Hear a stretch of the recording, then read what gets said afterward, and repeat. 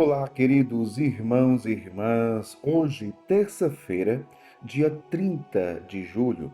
O evangelho que vamos meditar hoje se encontra em Mateus, capítulo 13, versículos 36 ao 43, que diz assim: Naquele tempo, Jesus deixou as multidões e foi para casa.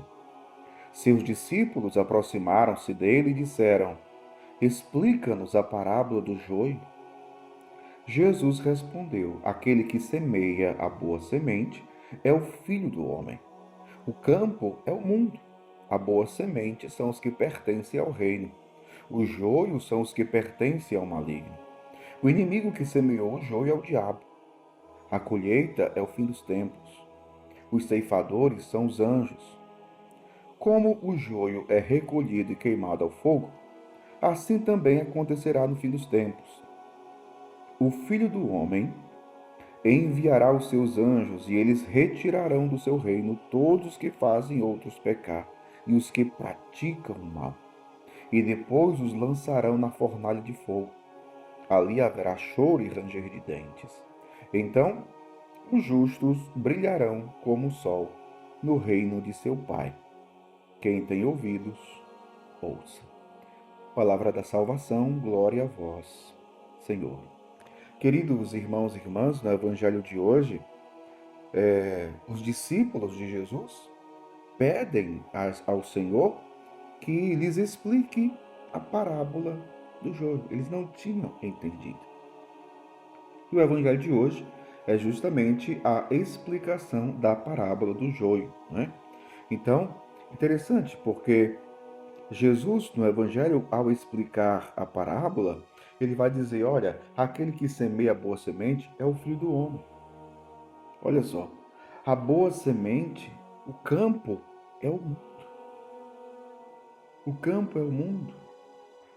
A boa semente são os que pertencem ao reino. E aqui é interessante porque Jesus vai falar daqueles que pertencem ao reino e daqueles que pertencem ao maligno.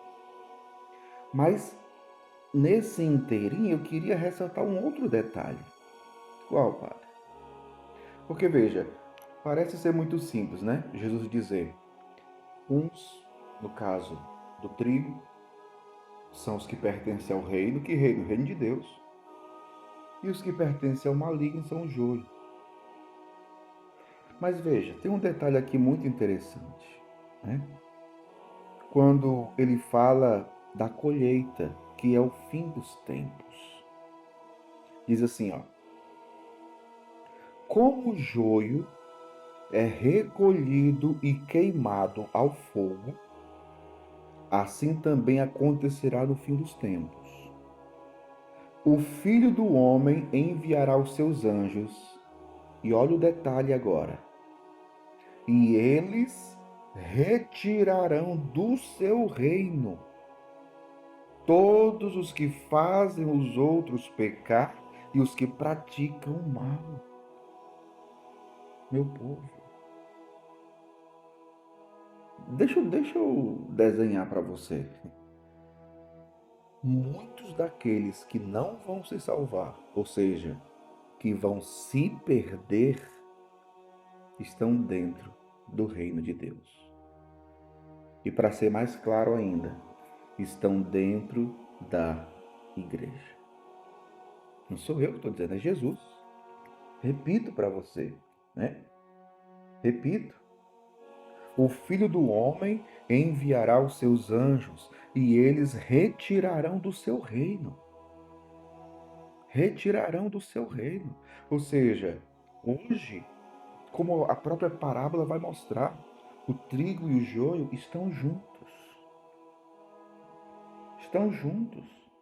E só serão separados no dia do julgamento, como Jesus está dizendo hoje. Mas o joio está dentro, pertencem ao reino. Como eu dizia no dia do evangelho da parábola do joio,